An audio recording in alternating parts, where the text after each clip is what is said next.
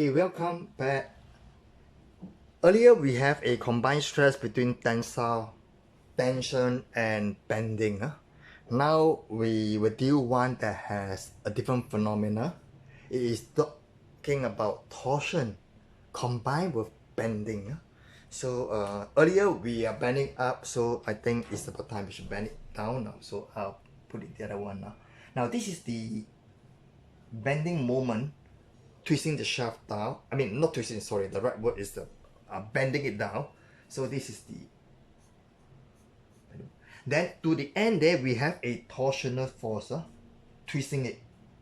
So basically there are two force, a twisting element and a bending moment. It doesn't has a tension element. So now we will look at the way that we're going to draw the elements, the stress on the element. Let's say element A is at the top.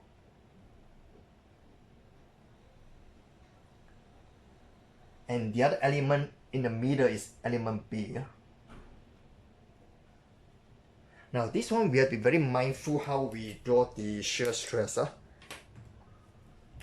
On this side, the stress is coming, because of this stress is coming down. And this is going up. That's how it's being twisted. You can imagine that this is the element here. This side is showing the arrow going down, so it's coming down and going up. And for shear stress, it had to be counterbalanced by another element here. So by another stress here, half the stress over there. That's how shear is being done. Similarly, the shear stress is same for element B also, because it's coming down. So this is coming down, and these two directions always opposite, and one is coming down and the other is going up. And so you look at it, this is like turning the whole element clockwise. But the element is not turning, so therefore it has to be counterbalanced by a couple here. So that's how we put in the shear stress. So this is shear stress. Shear stress.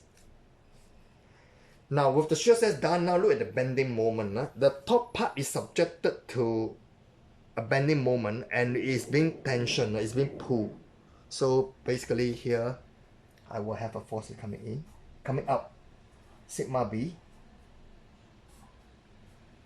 Whereas for this element B, you will not have a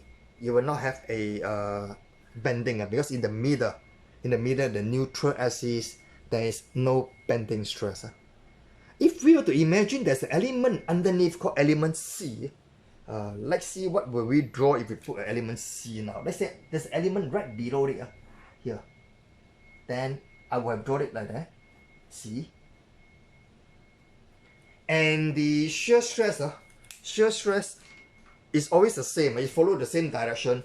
So because it's all around, so it should be this way.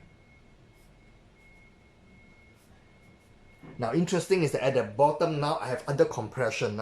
So this is shear, and sigma B will be compressive. The value of sigma B, both of them are the same. These two values are the same. It's just one is tension, the other is in compression. Okay, we will work on one of the questions to put in the values to have a better appreciation of how this is being used. Thank you.